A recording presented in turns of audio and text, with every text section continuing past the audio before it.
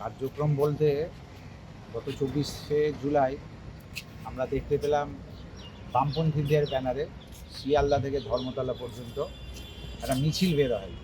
মিছিলটি কী উদ্দেশ্যে না, যন্তর মন্তরে যে শিক্ষার্থীদের আন্দোলন নিট পেপার লিক নিয়ে তারা একটা মিছিল বের করে।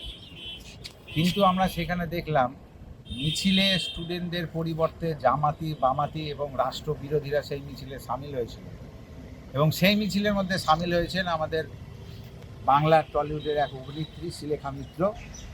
তিনি এক কুরুচিকর পোস্ট বলুন, ছবি বলুন, বিকৃত মানসিকতার একটি ছবি তিনি তুলে ধরেন এবং পোস্ট করেন, যেটা আমরা যারা রাষ্ট্রবাদী ভারতীয় জনতা পার্টির সৈনিক তারা মনে করি এটা রাষ্ট্রবাদীর বিরুদ্ধে একটি যুদ্ধ ঘোষণার সামিল এবং আমাদের মাননীয় যশস্ব প্রধানমন্ত্রীর বিরুদ্ধে যে অবমাননাকর এবং কুরুচিকর পোস্ট করেছেন, তাতে আমাদের যারা রাষ্ট্রবাদী রয়েছি এবং ভারতীয় জনতা পার্টির যারা সৈনিক রয়েছি তারা প্রচণ্ড আঘাতপ্রাপ্ত এবং মর্মাহত হয়েছি।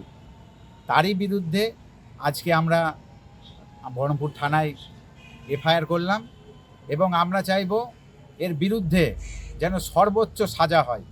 কারণ আমরা দেখতে পাচ্ছি বাক স্বাধীনতা মানুষের অধিকার, কিন্তু বাক স্বাধীনতা অধিকার মানে এ নয় স্বেচ্ছাচারিতা এবং রাষ্ট্রের বিরুদ্ধে কোনো স্লোগান তোলা বা রাষ্ট্রের বিরুদ্ধে যা মনে আসবো তাই বলে যাওয়া।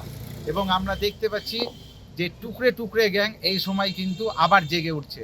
আমরা পরিষ্কার স্পষ্ট ভাষায় বলতে চাই, আমরা এই ভারতবর্ষের বুকে রাষ্ট্রবাদীরা যতদিন হয়েছে টুকরে টুকরে গ্যাংকে আমরা কোনো দিনই মাথায় চড়তে দিইনি, না দিব না।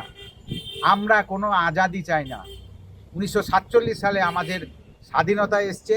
আজাদি চাওয়ার অর্থ দেশকে আবার টুকরো টুকরো করার একটা পরিকল্পনা, এবং যারা এই টুকরো টুকরো করার পরিকল্পনার ক্ষেত্রে সামিল হয়েছে তাদের বিরুদ্ধে বলুন, তাদেরকেও বলুন একটা স্পষ্ট বার্তা, আমরা এই টুকরে টুকরে গ্যাংয়ের মনোবাঞ্ছা কোনো দিনই সফল হতে দিইনি, না দেব না।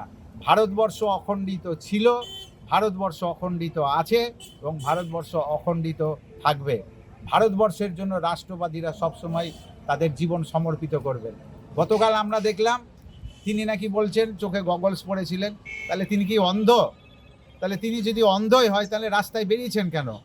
এবং তিনি জ্ঞানত, এটা কিন্তু কোনো পর্দা না যে আমার যা মনে হলো অভিনয় করলাম, তিনি এটা জ্ঞানত করেছেন এবং গোটা ভারতবর্ষের যে গণতন্ত্র সেটাকে তিনি অবমাননা করেছেন, অপমান করেছেন। সেই জন্যই আজকে আমরা এখানে এসেছি এবং বহরমপুর থানায় এফআইআর করেছি। আমরা বহরমপুর থানা এবং প্রশাসনকে বলবো তার বিরুদ্ধে যেন সর্বোচ্চ সাজা হয়।